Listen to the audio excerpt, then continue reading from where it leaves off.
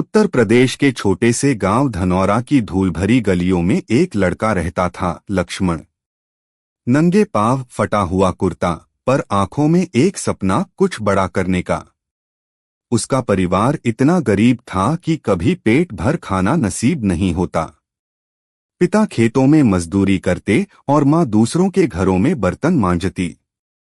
बचपन में ही लक्ष्मण को स्कूल छोड़ना पड़ा और चौराहे की एक चाय की दुकान पर काम करना शुरू करना पड़ा। सुबह से शाम तक गिलास धोता, चाय बनाता और ग्राहकों से मुस्कुराकर कहता, लीजिए साहब। पर जब बाकी बच्चे पतंग उड़ाते या खेलते थे, तब लक्ष्मण पुराने अखबार बटोरता और रात को दिए की रोशनी में पढ़ता। शब्द समझ नहीं आते थे, पर उसे यकीन था कि इन कागजों में ही उसका भविष्य छुपा है। एक दिन गांव में एक अफसर आए। उन्होंने चाय पीते वक्त लक्ष्मण से पूछा, बेटा पढ़ाई नहीं करते? लक्ष्मण बोला, करना चाहता हूं साहब, लेकिन घर की हालत देखिए। अफसर ने मुस्कुराकर कहा, अगर अफसर बनना है तो पढ़ाई ही रास्ता है। वो एक वाक्य लक्ष्मण के सीने में जैसे आग बनकर जल उठा। उसी रात उसने आसमान की ओर देखकर कस्में खाईं, आईएएस बनकर दिखाऊंगा।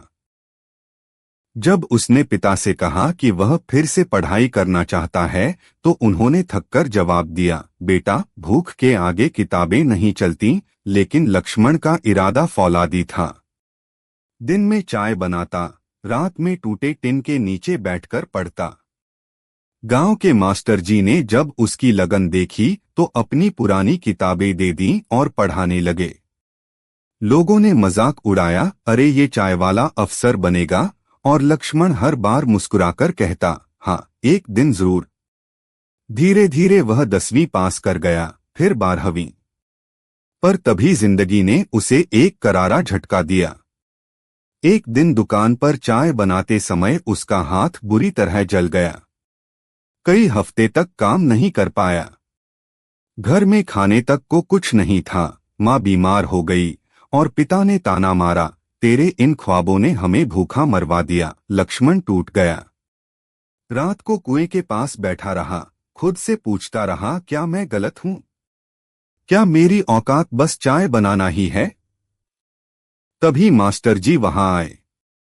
उन्होंने चुपचाप उसके पास बैठकर कहा, जिसे जिंदगी की सबसे बड़ी हार नहीं मिली, वो जीत की कीमत क्या जानेगा। उस रात लक्ष्मण ने फिर से किताबें उठाईं और पढ़ाई शुरू कर दी। अब उसका लक्ष्य था यूपीएससी, भारत की सबसे कठिन परीक्षा। किताबें नहीं थीं, इंटरनेट नहीं था, लेकिन हौसला आसमान जितना बड़ा था।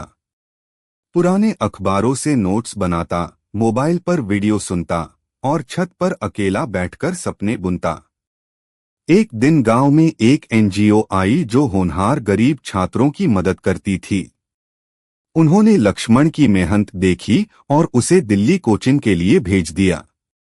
दिल्ली एक नया, तेज, अजनबी शहर था, पर लक्ष्मण के लिए वह युद्धभूमि थी। दिन में कोचिंग, रात में वेटर का काम, कई बार भूखे पेट सोना, लेकिन किताबों से रिश्ता कभी टूटा नहीं। 2 महीने बचे थे परीक्षा में, जब उसका दोस्त रोहित उसे एक लीक पेपर लाकर देता है और कहता, सिर्फ देख ले, सब करते हैं। लक्ष्मण की आत्मा कांप उठी। एक तरफ सालों की मेहनत, दूसरी तरफ आसान रास्ता। वह सारी रात जागता रहा, सोचता रहा और सुबह उस पेपर को फाड़ दिया। खुद से कहा, अगर मैं जीतूंगा तो अपनी मेहनत से, वरना हार को गले लगाऊंगा, लेकिन बेईमानी नहीं करूंगा। परीक्षा का दिन आया। माँ की माला गले में डालकर उसने पेपर हल किया, जैसे हर सवाल उसकी जिंदगी का हिस्सा हो। जब परीक्षा खत्म हुई तो वो मुस्कुराया, अब जो होगा वो मेरे कर्म का फल होगा। एनजीओ ऑफिस में जब कंप्यूटर पर स्क्रीन खुली तो उसमें लिखा था, Lakshman Yadav, all India rank 87। उसकी आंखों से आंसू बह निकले। वही लड़का जो कभी गिलास धोता था, आज देश का अफसर बन गया था। जब वह वर्दी पहनकर अपने गांव लौटा तो जिन लोगों ने कभी मजाक उड़ाया था, वे सिर झुकाकर खड़े थे। लक्ष्मण ने गांव में स्कूल खुलवाया, लाइब्रेरी बनवाई, बच्चों को मुफ्त किताबें दी और कहा, मैं चाय बेचता था, तुम कलम पकड़ो। मेरे जैसे हालात मत झेलो, मुझसे बेहतर बनो। और हर बार बच्चों से सिर्फ एक बात कहता, सपने गरीब नहीं होते, सोच अगर बड़ी हो तो चाय वाला भी अफसर बन सकता है।